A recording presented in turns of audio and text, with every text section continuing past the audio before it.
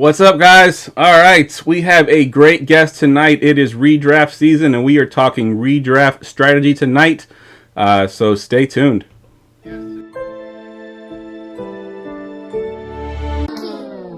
Fantasy football, you dealing with the best. Keep it hype, authentic, this ain't nothing like the rest. With the Armchair Fantasy Show podcast, give advice for all the listeners to improve your stats. Yeah, we live on goingfor2.com. Tuesdays and Fridays, this is what you want. Talking dynasties and daily drafts, and we just getting started, that ain't even the half. Yeah, so go ahead, tell your friends to join. Going for two, cause no one remembers the extra point. Ayy, goingfor2.com, the Armchair Fantasy Show. What is going on, guys? All right, welcome to episode 160 of the Armchair Fantasy Show. I'm your host, of course, Jeff Lambert.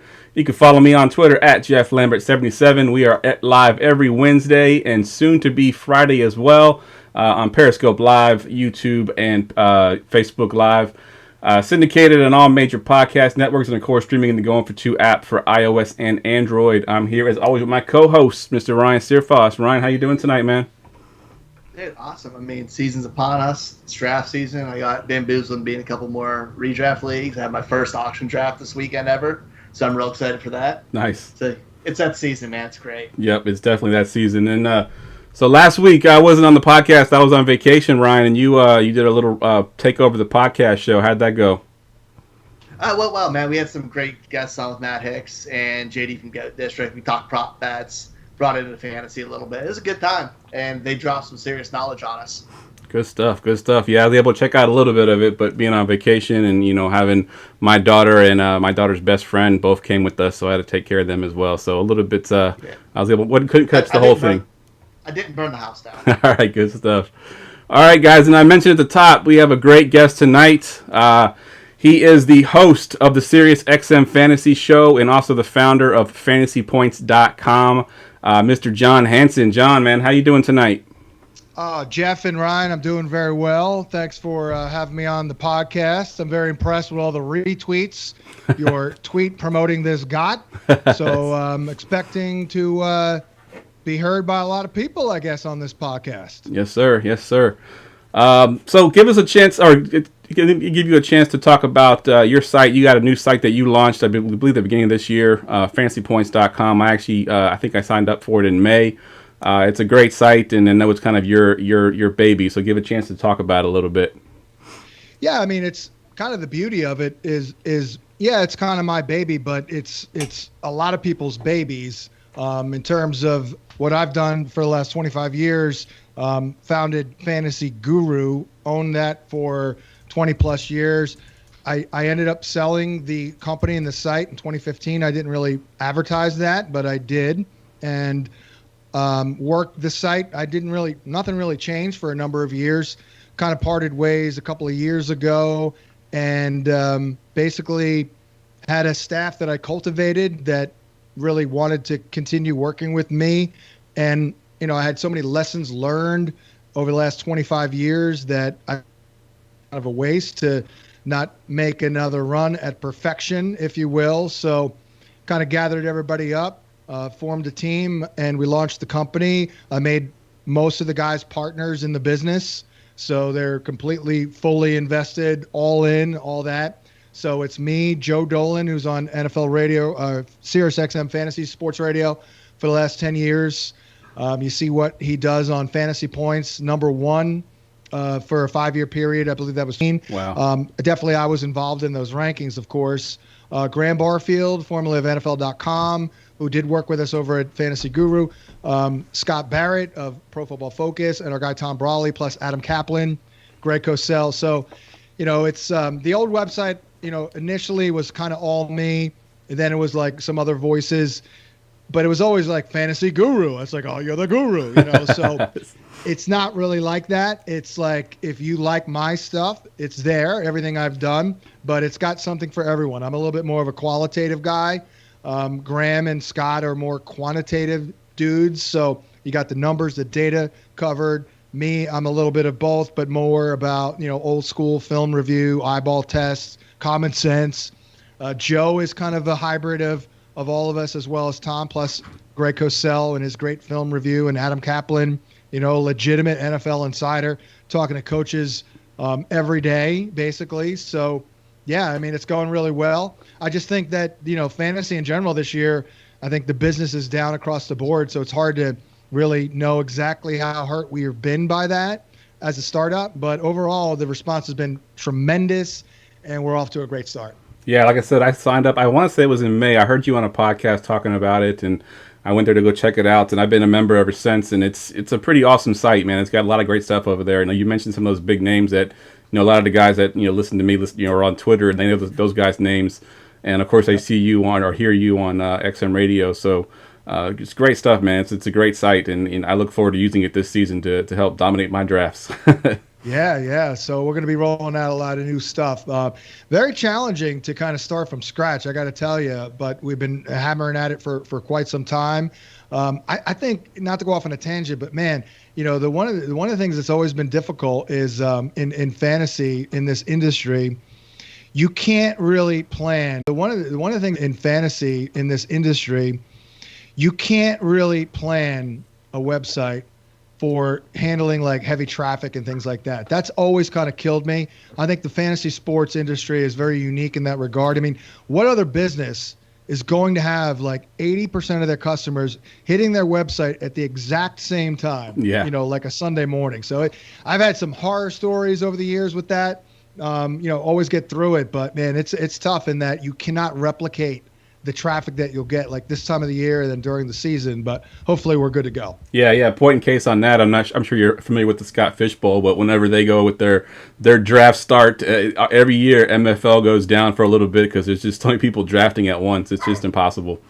Yeah. And they're like, oh, get your stuff together. And you're like, we are, but you cannot replicate the traffic. Yep. It's just incredibly unique in that regard. Yep, definitely. All right, so we got lots to get to today. Let's go ahead and get to the news and notes. News and notes from around the league. All right, news and notes is brought to you as always by BUSR Sportsbook. Visit busr.com/going for two to place your bets on everything from horse racing to the NFL. Kentucky Derby's around the corner here, so go to busr.com/going for two to sign up and get a welcome bonus for $500. Again, that's busr.com/going for two. All right, guys, so we got tons of camp news. It's really all we have right now. There's no preseason, so we're just having to read Twitter and look at RotoWire constantly to get some of these updates. But one guy's name that keeps popping up a lot, and Ryan, I'll go to you first on this one since we haven't heard from you in a while, is Mr. Auden Tate. He's dubbed the offensive MVP for the Bengals camp. I know he's kind of buried there in the depth chart, but do you see any value in Auden Tate this year? Yeah, absolutely. I mean, we had Chris Allen a couple weeks ago who was kind of touting him up for us, but the path to starting and having playing time is not as far as it looks. We have AJ Green. I know he came back, was doing some work this week, but he's been up and down injury. John Ross isn't there. We've seen little nicks out of T. Higgins. Oh gosh. Yeah, T. Higgins. We saw some nicks on T. Higgins. And one we've seen healthy really is Tyler Boyd. And that leaves a lot of targets and opportunity on the board for Tate. And when he showed up last year, he had some big games. I know against Baltimore, he almost flipped close to 100 yards, touchdowns. He performs when he's been on the field, even though everyone says he's slow and not that big of an athlete. He knows what he's doing out there, and if the opportunity is there, that team's going to have to pass. Somebody has to catch it. Yeah, there's another guy out there that was deemed slow when he played for your team and for my team, Mr. Anquan Bolden. He had a pretty good career, I think. So, and I'm not saying that he's going to be Anquan Bolden, but you don't have to necessarily be fast all the time in order to be a good football player. John, let's go to you on this one as well. Do you put any stock in this as far as the chemistry with Joe Burrow and Auden Tate? Being a rookie like Burrow is and having that kind of go-to guy in camp, does that kind of bleed over into the regular season, you think? I think it might. I think that number one, it absolutely is a great sign and news for Burrow because they actually have one of the deepest receiving cores in football. There's a guy that has been there forever, and he's a free agent next year, Alex Erickson. Mm-hmm. Like, he's balling. Like, that guy's good. Like, I don't know why he doesn't get on the field, but he's actually pretty damn good. Yep. But I wrote an article on fantasypoints.com in June called Dynasty Dart Throws, and I profiled Auden Tate because I was very impressed last year. I mean, he was more mainly kind of a red zone guy. Obviously, they tried to get him the ball there. He only had one touchdown, but at 6'5". But I have access to some tape, so I've seen some cut-ups of him. Nice. In camp. Man, he is balling. Like it looks good. Like he's kind of what I call a Mr. Relevant guy. You take him with your last pick, right? Basically, see what you see. Maybe he's the first guy you cut. But I do not believe in T. Higgins this year. John Ross is kind of a disaster, and A.J. Green's 32 with some injury problems. So I think some way, shape, or form, Tate is going to be a factor. Yeah, I agree. I think the path is definitely there for him to get some starts this year and get some playing time. And like I said, that chemistry with Joe Burrow is going to be key because I think we saw a little bit last year. I know they were both rookies, but Slayton and Daniel Jones, they had a chemistry in the offseason, and then they kind of came over to the regular season as well, and they had a pretty good season. So, and he's free. And he's basically free, exactly. He is free. Yep. Yeah, exactly. he is absolutely free. But yeah, that's another good point. Of course, these quarterbacks, these young quarterbacks, do tend to cling to certain dudes. Now he is doing very well with Tyler Boyd, but if I were Joe Burrow, hell yeah, I'd be throwing it to a dude who's playing at a high level, and he's really elevated his game this year, and he's also 6'5". Yep, it's huge. Yep, good stuff. All right, this next news just broke today, so I had to add it to our list here.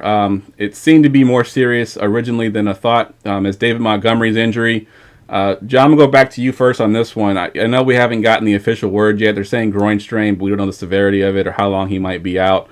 Does this do anything for you in your rankings? Are you moving David Montgomery down a little bit?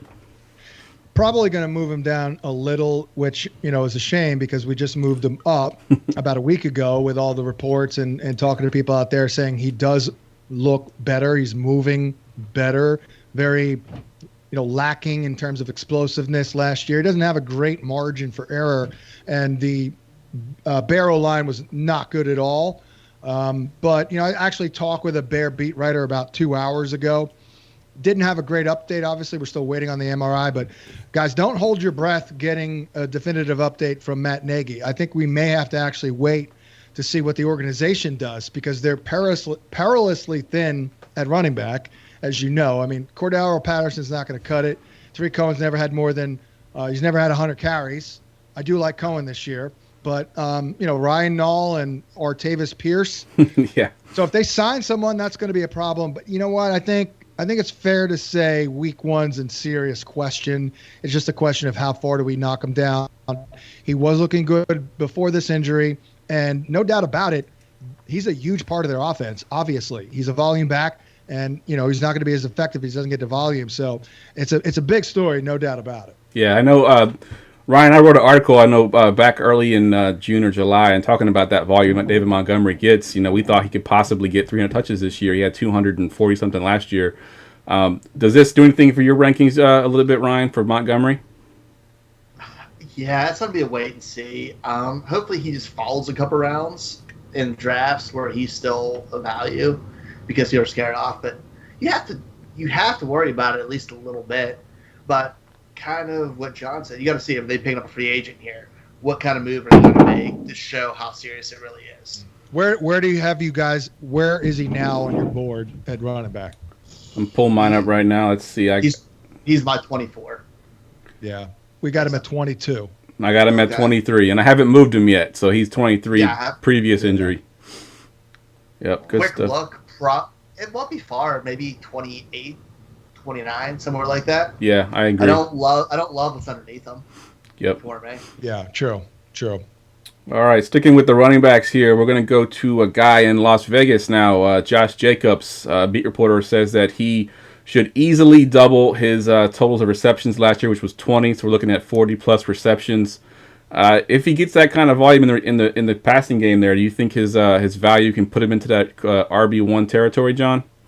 100%, no doubt about it. I mean, he's a very good receiver out of the backfield. We saw that at Alabama, and I love how he finishes too when he catches the ball in the flat and takes it uphill or downhill and north-south. But I've heard just rumblings that there's still some concern about this shoulder. So we keep hearing that he's going to be more involved in the passing game, and I was 3 feet away from Mike Mack at the combine when he's talking about it, dead serious, looking me right in the eye, talking about phase 2, in year 2 is all about getting him involved in the passing attack, but all their moves, kind of contradict that. Yep. First and foremost, re-signing Jalen Richard, drafting Lynn Bowden, bringing in Devontae Booker and Theo Riddick. Now, I don't think Riddick or Booker will make the team, so that'll help. I had him inside our top 12 at running back. I think we're going to pull him back just a little bit, but he's mighty appealing. He's got a 3-down skill set, very good O-line. Obviously, I'm very high, not very, but I'm pretty damn high on the Raider offense overall. I just wish, I didn't have these lingering concerns, but I see all these beat writers talking up the work in the passing attack. So I do think that's for real. I've got him with 39 grabs. I think that's a fair assessment on his role increasing, but let's not go bananas here and give him 60. Right. I think 40 is probably a good number there. And Ryan, so I traded Christian McCaffrey earlier this offseason, and part of that package was Josh Jacobs. What do you think? Think I made a mistake getting Josh Jacobs here? You think that he's going to be an RB1? I mean, I hope you got a lot more back with it. Yeah, so plenty more than that. But I'm just curious, if I gave up the best running back in the game to get Josh Jacobs, am I good? I love Josh Jacobs this year. I mean, you mentioned the passing game. That's what he was drafted for. That's what he was used at Alabama. Like, in college, that was his forte there. And I have him at 37 receptions. That's before any of the news came out. But, yeah, man, he's built to be their horse there. I can't see where he doesn't get volume. Gruden's run backs into the ground, and he's built to take that volume right now. And he doesn't have many miles from college on him, which makes it even more appealing. So I like that. Oh, sorry. Go ahead, John. No. So one thing is, he was only like 48th among running backs in routes run. Gruden loves Jalen Richard in hurry-up mode. So if they're playing from behind in the fourth quarter, don't expect to see Jacobs out there. It's going to be Richard. Yeah, good point. The upside's probably capped a little bit in the passing game. Yeah, good point. Like you mentioned, they did re-sign him, so that kind of puts a little bit of damper on that, because I'm sure they re-signed him for a reason. So yeah, I agree there. I think he's an RB1. He's a low-end RB1, high-end RB2 for me. And I do think he does increase a little bit in the passing game. And that offense, like you mentioned, is much improved. And, Derek Carr gets a bad rep for a lot of things, but he's an accurate quarterback. He gets the ball in their hands. So if he can do that with Jacob, I think his value definitely rises. All right, so we got tons of injuries to talk about. And I'm just not going to get to all of them. So we're just going to go through. I'm going to just kind of list them off, and we'll talk about ones that we're most worried about. So we got Kenyon Drake wearing a walking boot. We got Tyreek Hill with the hammy. We got Brandon Ayuk with a hammy. We had A.J. Green, who just came back today, but he had a hammy injury. Mike Williams had a shoulder. Deontay Johnson, leg injury. Miles Sanders, they're calling this a lower body injury. And then Darrell Henderson with a hammy issue as well. Ryan, I'll go you first on this one. Are any of these injuries or any other ones that we hadn't talked about yet concern you a little bit going into the season? I mean, a little bit. Drake in the boot isn't ideal for me, even though he claims that he started last year with the boot and was fine. But it was still a slow start for him to get into the offense in the season. That was under different circumstances. But I'm a little bit more worried for him and Ayuk, especially because it's a rookie trying to get used to that offense. Those are the two ones I'm really worried about the most. And Green, which we kept hit on. What about you, John? Is anybody on this list that concerns you? Yeah, I think Mike Williams with the shoulder. I know he's played through a similar injury in the past, but he was looking pretty good this summer. The route running was improved. He was a little more polished, and I think he is a pretty good fit for what they want to do. They're going to be conservative, run the ball, but when they do throw, they're going to be aggressive and throw it down the field. Justin Herbert has a very strong arm, and, of course, Tyrod, probably the best thing that he does is throw a deep ball. So he's kind of a throw-it-and-see-it guy, and that meshes well with Williams, who's kind of a just throw-it-up kind of a guy, contested catch, high point in the ball and all that. So that's a little bit of a buzzkill. A.J. Green does worry me just because of the advanced age at 32 years old, and Ayuk does absolutely worry me a little bit, even though Kyle Shanahan has been heaping praise on him. But a lot of these other injuries, it's a fine line between, certainly, not ignoring them, but also not overreacting.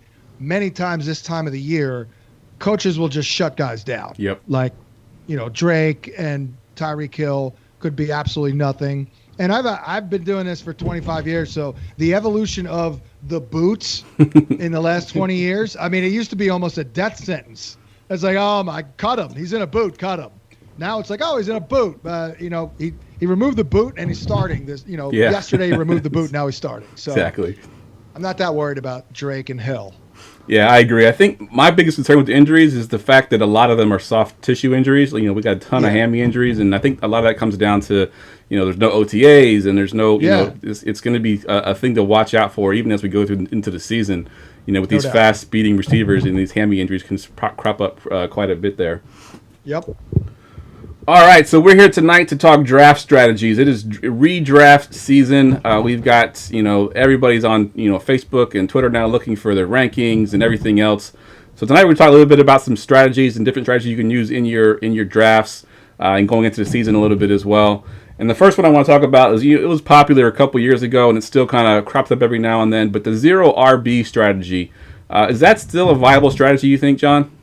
No, and I made fun of people for it when it was a thing, and I understand the point in general because we did hit a rough patch there in the middle of the 2010s where it was pretty treacherous dealing with the running backs.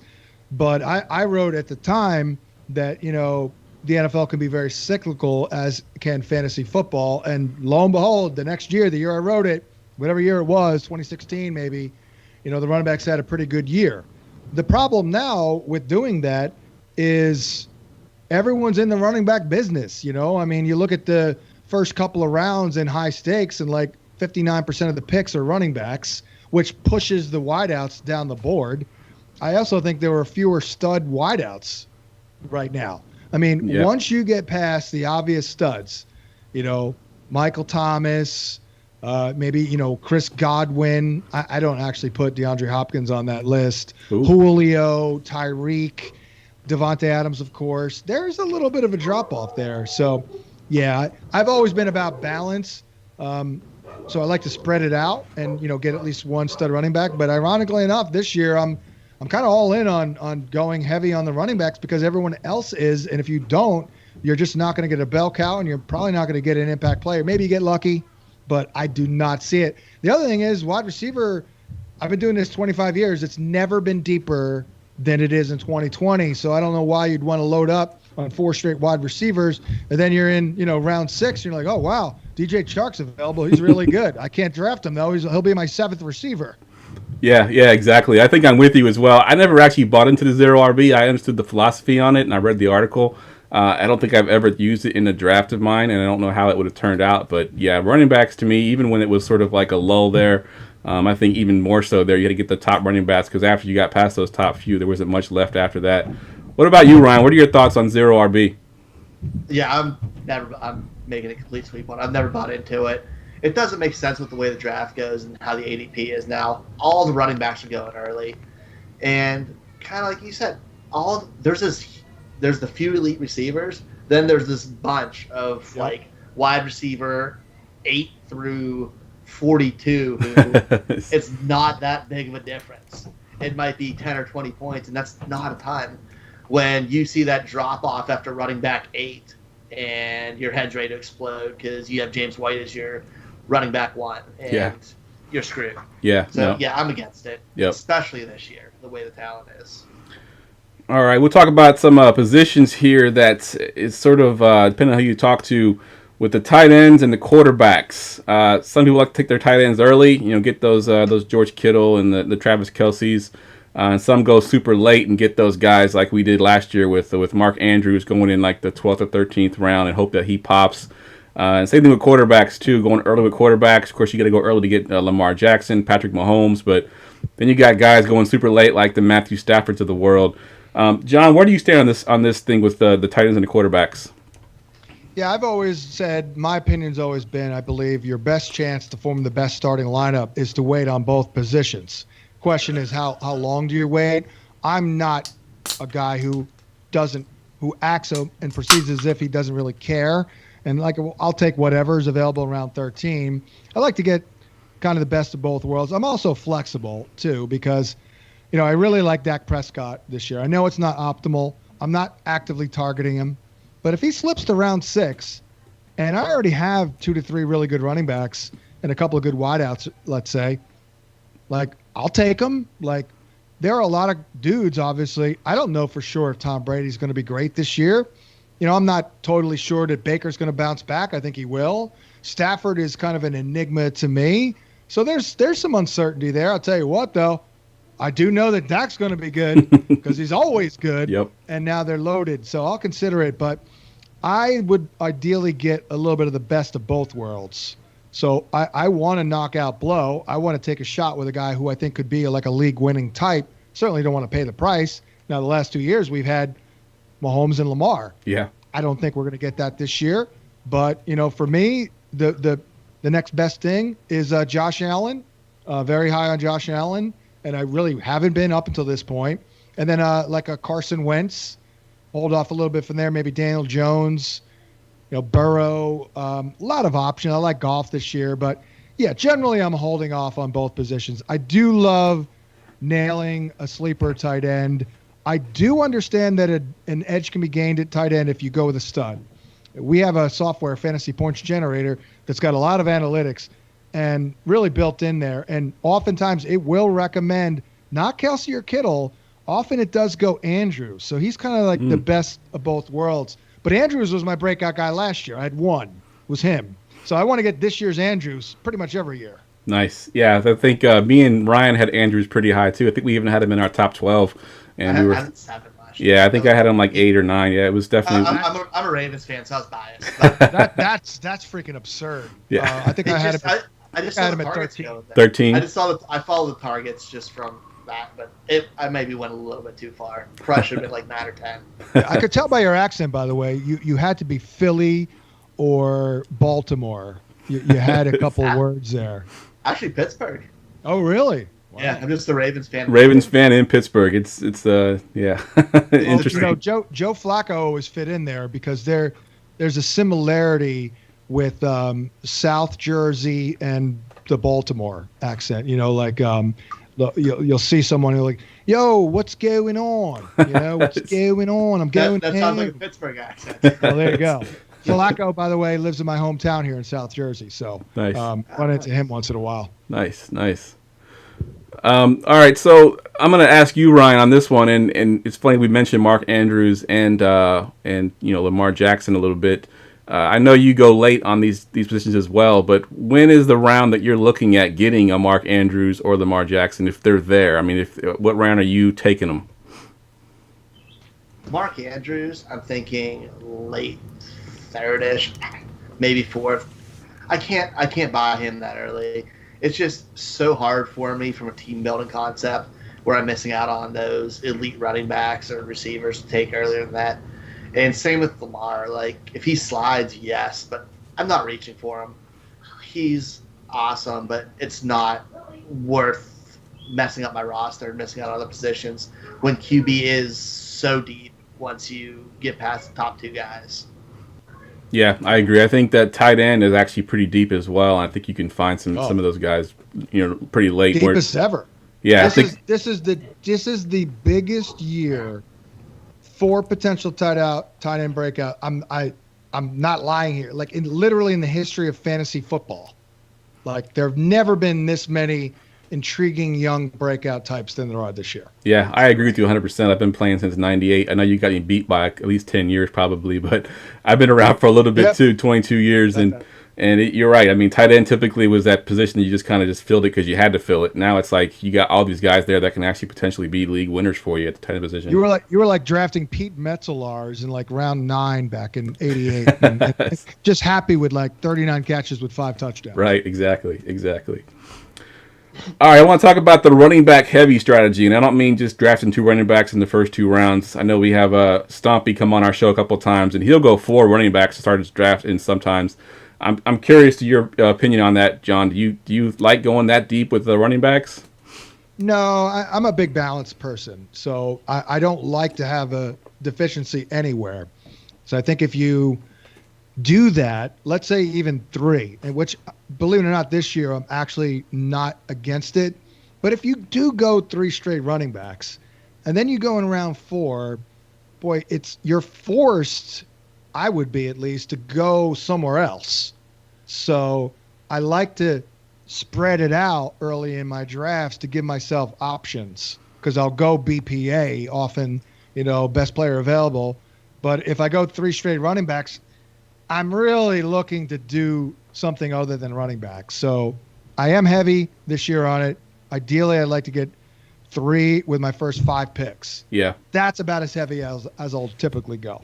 Yeah, I agree. And I mentioned Stompy, and he won the Fishbowl 2 years ago, and he did go 4 running backs to start that. Now, granted, you got tons of flex spots in those kind of leagues, so it's a little bit different there. But, Ryan, what are your thoughts on running back heavy, and how many running backs do you want to have in the first 5 rounds? I'm really hating that I keep agreeing with everything you're saying here, but I do 3 in the first 4 rounds, maybe if that was there, because you can build. I said we can build those other positions later because how deep they are, but I couldn't imagine doing 4 for 4 position because you're missing out on some talent there because you're taking guys. You're going to be passing up on higher value players at other positions if you're really just reaching to it.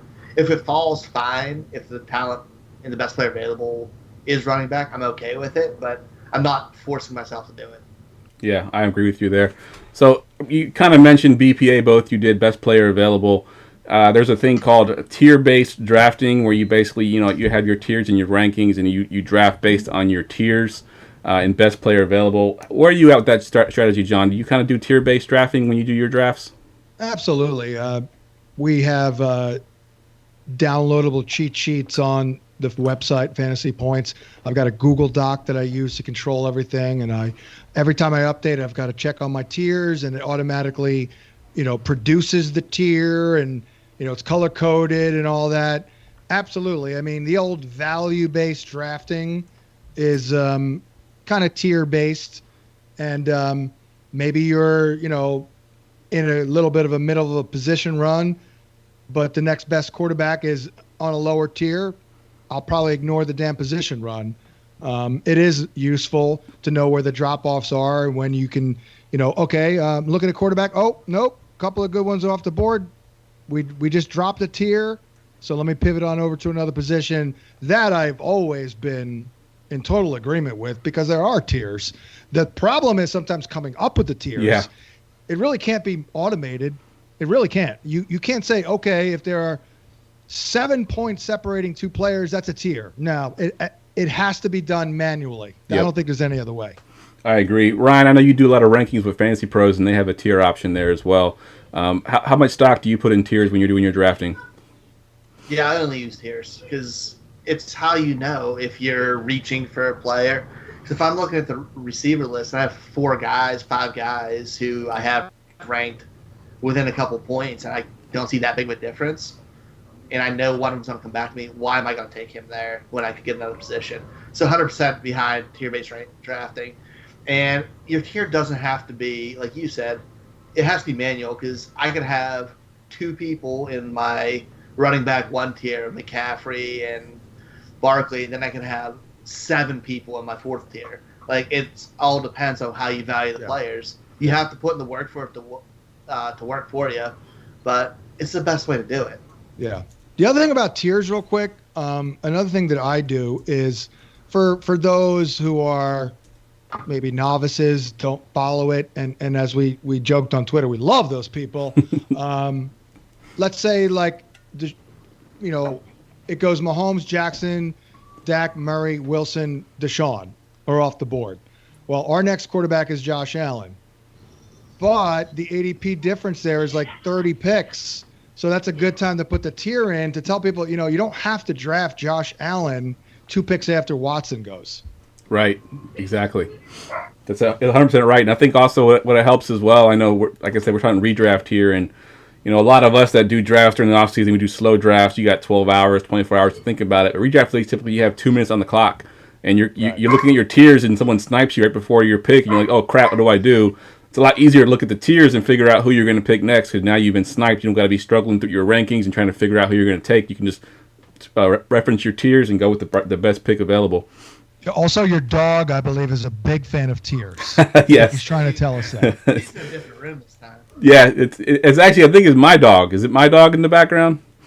No, that's Fitz. Oh, it's someone's dog loves tiers. Yeah. That we know. Yeah, Fitz makes an appearance on the podcast quite a bit, and my dog tonight is upstairs. He's right up there. Usually he's in bed by now, but he's up there. I hear him barking too. So, All right, let's take a quick commercial break, guys, and we'll come back. We'll continue on the discussion here with the draft strategies. Got a few more to talk about, and then we'll get to some league winners. So hold tight. In the unpredictable world of fantasy sports, when all hope seems lost and chaos and confusion rule, one hero will rise.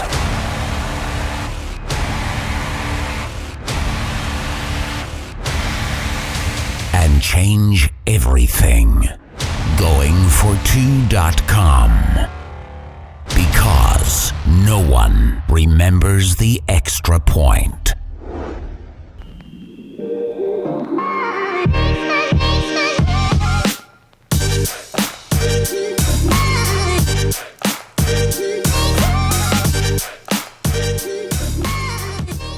All right, guys, welcome back. I'm here with John and Ryan, and we're talking draft strategies. Before we get into the second part of our draft strategy, I want to quickly plug once again the Going for Two Grinders Championship. It's a week 1 contest on DraftKings. It's free to join.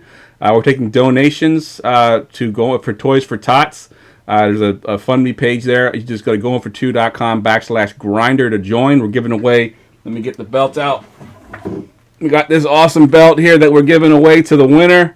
The Going for Two Grinders Championship. Again, guys, go to goingfor2.com/grinder. I think we're up to about $900 raised for Toys for Tots. Hoping to get to about 15 before the season starts. So please go there, go to goingfor2.com/grinder and sign up, guys. All right, let's do draft strategies part 2, and just kind of going through some of the things that people talk about a lot in redraft. And one of them is handcuffing, which I'm not a huge fan of in normal situations, but with this whole COVID thing going on, does that change any kind of philosophies on handcuffing, John? Yeah, it does. I think we need to make more contingency plans than usual. You just got to be smart about it. I agree. Overall, in the recent past, I've not been that too concerned about it. There's certainly a lot of variables involved, like how many rounds, how deep is your bench, and all that. I mean, in an ideal world, there's usually a good 8 to 10 that are desirable. I would call those guys this year kind of must-haves, like Chase Edmonds, obviously, with Kenny Drake banged up. Yep. But, it's a little different this year, so I'm a little bit more into it. I also kind of look at some players as a little bit more appealing if their handcuffs are good and they're free. Because the one thing about Dalvin Cook, it's like, geez, man, I don't know if I feel like using a 9th round pick on Madison, so I may go Joe Mixon because I'll get Giovanni Bernard in the 14th. Right. That's true. That's a good point. That's something I hadn't even thought about because you're right. Madison, you got to pay a pretty penny for sometimes. Yeah. Ryan, what about you? What are your thoughts on handcuffing? And do you handcuff or do you consider handcuffing this year or anything besides running backs? Like, is there a wide receiver handcuff that you would consider? I guess a little bit, but I'm not going out of my way to handcuff even this year. I like to handcuff other people's players, but not my own. But the one thing with it is you have to be careful with the handcuffing, who you're handcuffing with. Like, is that person your RB2? Like you mentioned, Gio Bernard. Is he going to take over the workhorse role if something happened to Mixon, or is he still a receiving back? You got to look at that, I think, when you're looking at their depth charts and seeing how they're going to be using that offense. Because, like we talked about Jalen Richard, he's not going to take over as the lead back. Sometimes Josh Jacobs. No. So if you're handcuffing, something like that might have a name. You might get that value in a free agency or free later.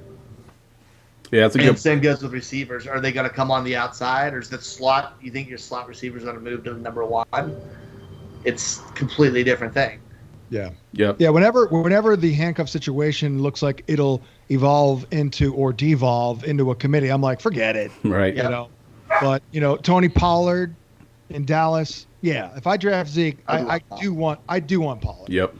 Because Pollard is like a league winner.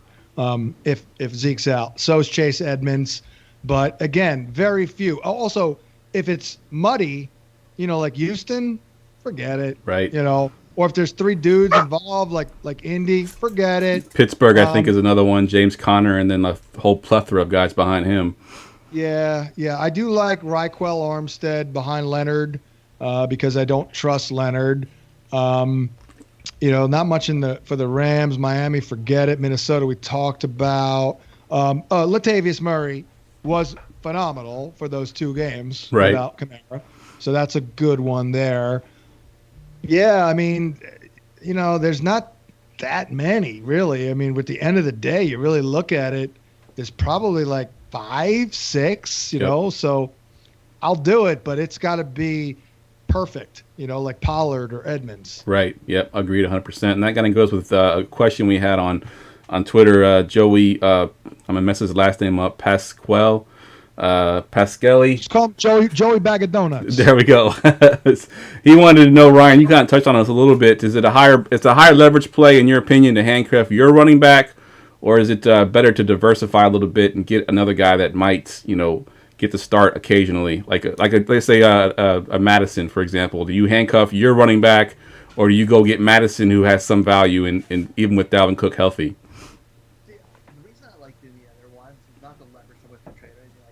Ryan, your mic is down really low. Oh, sorry.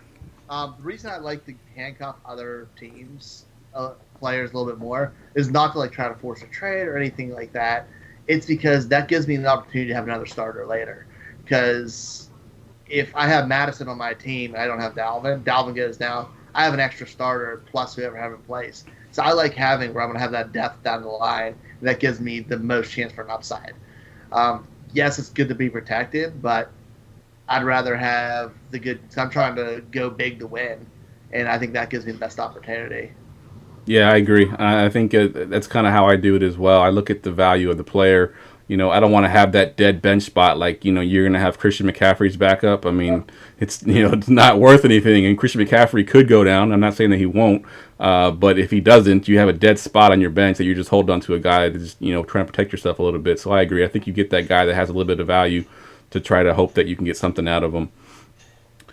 All right, so handling bye weeks. This is always a question that I get every year around this time. How you pay attention to your bye weeks. Do you want to get players at different bye weeks? Does it make your decision for you? If you have 2 different guys, that you're kind of debating on, and one's got the same bye week as another player, did you go with the player the other one? So, John, I'm gonna go to you first, man. How do you handle your bye weeks when you're doing your drafting, or do you worry about it at all? I'm old enough to remember a time in the 80s when fantasy owners were about as worried about bye weeks as they were as, the Russians, for example, with the Cold War. Right. But things have evolved to the point where I really don't give a crap about it, other than if I'm drafting 2 quarterbacks, obviously I don't want them both to have the same bye week, and likely 2 tight ends. But running backs and wide receivers, I don't pay much attention at all. What about you, Ryan? Yeah, I don't pay attention. And that lasted into the 2000s when I started playing, by the way, when people were worried about that. Yeah. Yeah, it's ridiculous. I don't care. If I lose 1 week because I have 3 guys on a bye week, guess what? I'm not going to have to deal with that again. I'm fine with it. Right. Yeah. If you like the player, like the player. I mean, I've seen people, I love him, but he's got the same bye week as this. I'm like, it's 1 week, dude. Yep. I mean, it's not like you're taking a 0, right? Yeah. I mean, I'm not dropping in talent for that. Right, yeah. Right.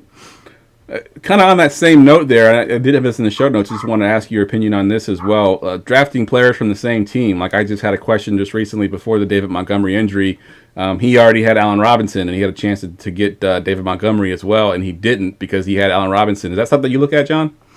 It is. It is a little scary. Now, you don't want to put all your eggs in one basket and it be like a crappy basket. But, if you're talking a potent, great offense, like, I got no qualms. I mean, it's possible that round 1, you're at the end of round 1, you go Edwards-Helaire, and it's possible that Tyreek's the best player on the board. I'll do that. Yeah.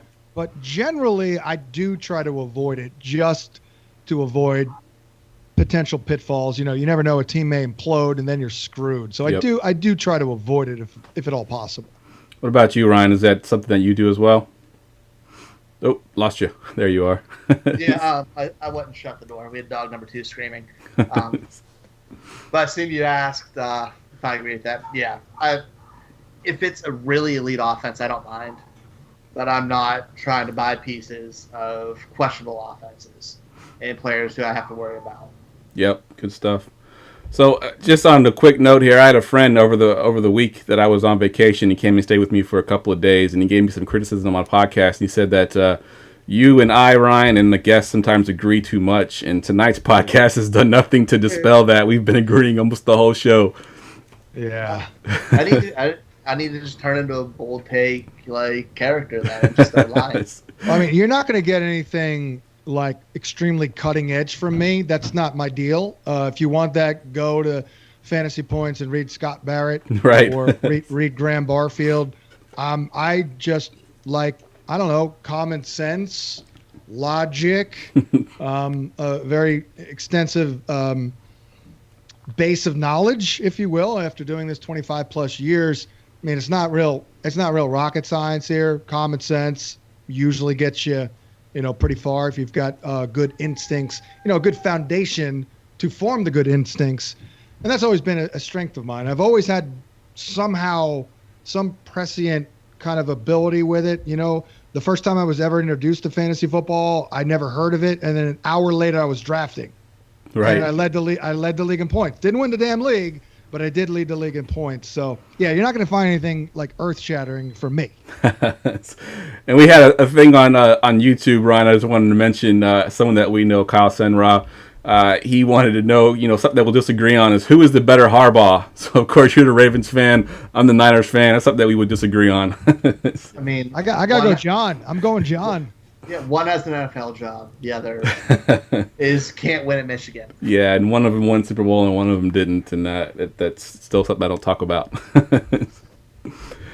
All right, let's get to some of these draft strategies. A couple more here. Strength of schedule. I know there's like on a couple websites they got strength of schedule that you kind of look at. Are they in a tough division with good defenses?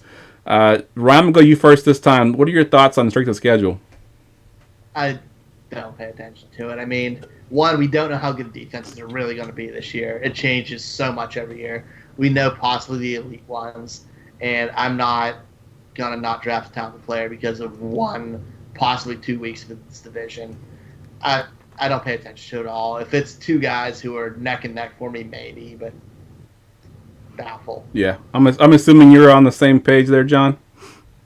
For the most part, I've always done a little projected strength of schedule. It's not incredibly scientific, but it doesn't really go off of the numbers from last year. I just grade the teams based on current personnel. Obviously, I consider the year before, and that's worked out pretty well. But, when you rank strength of schedule for, let's say, the running game or the passing game, especially the running game, it's only like the top 5 and bottom 5 that I'll really maybe look at. And even then, I'm looking at playoff weeks. If there's a particular team or two that has a brutal schedule in the playoffs, I'll absolutely be cognizant of that. But otherwise, it's really just probably one of like 12 key elements I look at, which, puts it at less than 10% of my, brain processing there. And maybe if I'm really stuck on 2 players and I have nothing else to make the call with, I'll use strength of schedule to break the tie. Right. Yeah, that's I think it's just a tiebreaker, kind of splitting hairs. And Kyle had a good point on the YouTube as well, and he kind of brought this up. If you're streaming defenses, he says the only time he looks at it really is for that week 1 defense. If you're going to stream that defense that first week, maybe you look at who they're playing. Obviously, that's kind of how I would look at it as well. And I usually typically stream defenses in redrafts.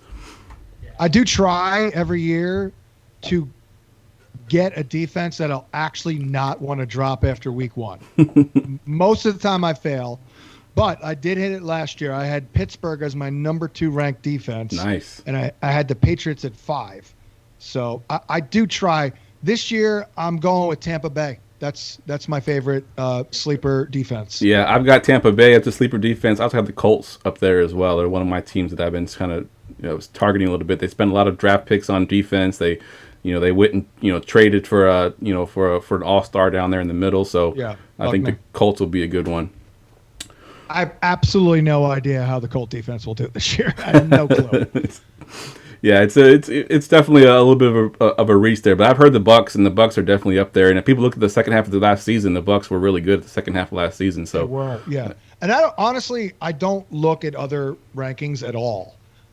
So I thought I was going to be like the only one way out in front of the Tampa Bay Bucks, but apparently not, right? So I don't like to look at other rankings. No offense to anyone else. I just don't like to be swayed by anything. I like to kind of just go off of my own thought process. A couple of times I've been swayed by looking at other rankings in years past. I got burned every time. So I'm like, that's it. I'm not looking at any other rankings. Yeah, I'm with you on that. I try to do the same thing. Even when I'm doing daily fantasy, I play a lot of DraftKings stuff, and I'll do my advice columns and get them up before anybody else does because I want to have my own opinions in there, and I don't want to be influenced by anybody else. And it tends to work out for me that way as well. Yep. All right, so let's get into some league winners. These are some guys that we think this year. We'll go position by position and look at some guys that we think could be a league winner this year, guys you want to target in your drafts, and they could be, ranked anywhere as far as, the top rank, mid rank, if you're looking at those low tier guys as well. Ryan, we'll go to you first. Let's do quarterbacks. Give me a league winner you have at quarterback. I'm gonna skip my one who I've talked about way too much, and I'm gonna go with Gardner Minshew. It's not gonna be pretty. I don't think it's going to be like those where we know he's going to have hyper efficient, but that's a terrible defense. That team's going to have to throw the ball a ton, and they're going to have a lot of volume. He has a connection with DJ Shark. I could see him having 550 plus pass attempts this year, and that leads the yardage. He's the perfect guy for me to stream a quarterback mixed with like an older vet who I can trust. So I like Gardner Minshew there. I think he has a nice boom potential if we're going a little bit deeper in QB. Yeah, I think also on top of that, you can get him so late in your drafts that you can pretty much stack up your other positions there and have Gardner Minshew, be a good solid there. What about you, John? Quarterback, league winner. Who you got? Well, the late pick, I believe, should be Cam Newton. We all know what Cam can do, but my favorite pick, we even have league winner designations on our cheat sheets over at Fantasy Points. Nice. If we have the Fantasy Point logo, that means the guy's a league winner. I got to go Josh Allen again. I was not a huge Allen guy coming out when he came out of college and all that. I did actually sit down with him at the Combine and was absolutely amazed at just how enthused he was and willing to do whatever it took to dominate in the NFL. But he has incrementally improved. They know he's got some issues, but they've addressed them by, working with him and coaching him and all that. And I know he's pretty high on Brian Daboll, but, they just surround him with talent. Yeah. He's not going to make the receivers better. So let's get a bunch of good receivers, with John Brown looking good again this summer and Steph Diggs. I love Dawson Knox. Great kid there. A couple of pass catching backs and Cole Beasley in the slot. And he runs. He's the cheapest of the running quarterbacks. My gut is that if anyone emerges as a juggernaut at quarterback this year, it'll be Josh Allen. Nice. I love that pick there. I love it. Yeah, I think my league winner this year, and he's been getting disrespected, and he was actually pretty good last year, even though he got disrespected, and it's Jared Goff. Jared Goff is outside of the top 12 on most. Goff. Yeah, outside of the top 12 in most of the rankings that I've seen. I think I have him outside of the top 12, but I do think Jared Goff is one of those guys you can wait on. The offense rebounds a little bit. I think Cam Akers helps that offense, gives them what Todd Gurley couldn't do last year, and I think Jared Goff has a great rebound season. All right, let's look at league winners for the running back positions. John, we'll go to you first. Give me your RB league winner.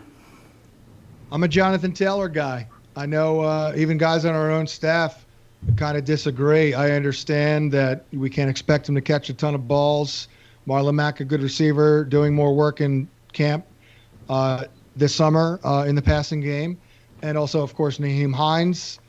But I always find that there's a great buying opportunity with the rookies because they're unknowns.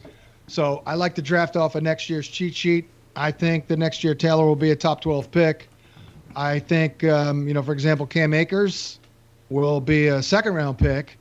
The great example would be Miles Sanders. Last year Miles Sanders was no lock. Yep. He had to deal with Jordan Howard and all that. What happened? Cream rose to the top. What was his ADP last year? 75? Yeah. What's it this year? 9? So guys with that profile. So I'm all in on Jonathan Taylor. Even if it doesn't really work out, no one's going to really say anything to me because he's going to do well. Right. And he's, you know what I mean? Like, from an analyst perspective and like sticking my neck out, I mean, I don't feel like I'm sticking my neck out, and if he does what I think he can do, he will be a league winner. Good point. What about you, Ryan? Who's your league winner? John, I'm super glad you mentioned my guy when you were talking right there, and it was Cam Akers. Yeah. If you look at the Rams' offense and when it was really clicking 2 years ago, that offense ran through Todd Gurley, getting a ton of carries and having a lot of volume in the passing game. I don't see Brown or Henderson as anything competing in that. And I watched a lot of Cam Akers in college, and he's a very good pass catcher. You can line him up in the slot. You can put him on the outside. He catches the ball in the backfield. And that's what makes McVay's offense go well. And I think he's the perfect guy to get that started. And if he shows it early, that volume could be crazy. He's going between the 5th and the 6th round right now, and he could end up being an RB2 for you or maybe better. Who knows? So I think he's a guy who could be a superstar play. Yeah, you kind of thought about that a little bit, Ryan. There, I was going to take Cam Akers as well. So in the interest of time, we'll just move on to the receivers. John, give me your league-winning wide receiver. Hollywood Brown. Done. Good Nice. night, everybody. Nice. I know Ryan's good with that one. What about you, Ryan? What's your league winner? I'm going Christian Kirk. I think he's been a guy who's been very slept on ever since that D-Hop thing. We all loved him before that. But listen, Larry Fitzgerald is getting old. Even though he's still probably will put up 500, 600 yards this year. And they're going to throw the ball. They're going to be in the top 5 in pass attempts this year. There's going to be plenty of balls to go around. Christian Kirk's electric. He's a big playability. And unlike those other two, he's going to do a lot of those underneath routes, a lot of places where they're getting him the ball in space. So he has a role in that offense. And I think he can still be a playable wide receiver week in, week out. And he could be a high-volume PPR guy. So I love Christian Kirk there. All right, good stuff. We're going to skip tight end because I know John's got to get out of here pretty quickly here. So we're going to go right to our forgotten fantasy player. Get ready for GoingFor2.com's Forgotten Fantasy Player of the Week. All right, John. We have another guy that comes on the podcast that's been playing forever too. His name is John Lobb. He always brings back these super really old players from back in the day. John. Yeah, John's a great guy. We love having him on the show. So, are you going to go back that deep with your forgotten fantasy player? Or who you got? Probably 1989. I used the 11th pick of my hometown draft, first pick of round 2, on this receiver who the year before only caught 55 balls for 791 with 1 touchdown. Now, I also took Barry Sanders with my first pick, Nice. 10th overall. The player who I thought at the time and in the 80s, early 90s was as good, maybe better than Jerry Rice, is Sterling Sharp, one of my all-time favorite players who does not get the credit that he deserves. Absolute monster. Played in the slot a lot, by the way. Wasn't particularly tall. He did play a lot of Z as well, but, man, he was a man among boys. And then I was able, years later, to work with him on NFL Network in 2004. So I worked with the guy for a full year, and we became, pretty good work friends and all that.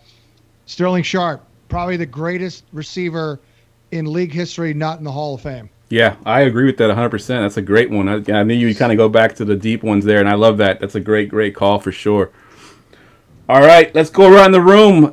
Give us your Twitter handle and, what you're working on, where we could follow you at, anything you want to plug. John, we'll go to you first. Fantasy_guru and the new website, fantasypoints.com. I've got a promo code for anyone listening that's interested. Hansen 10 will get you 10% off the 2 subscription packages we have that includes DFS and betting coverage during the season. Nice, good stuff. Ryan? Find me on Twitter, Ryan Surplus at Foss534. Find me here at GoingFor2.com and find me at the Dynasty Draft Room. All right, guys. As always, you could find me on Twitter at JeffLambert77. I mentioned earlier the Grinders Championship. Go to goingfor2.com/grinder to join up on that. And with that, that's a wrap.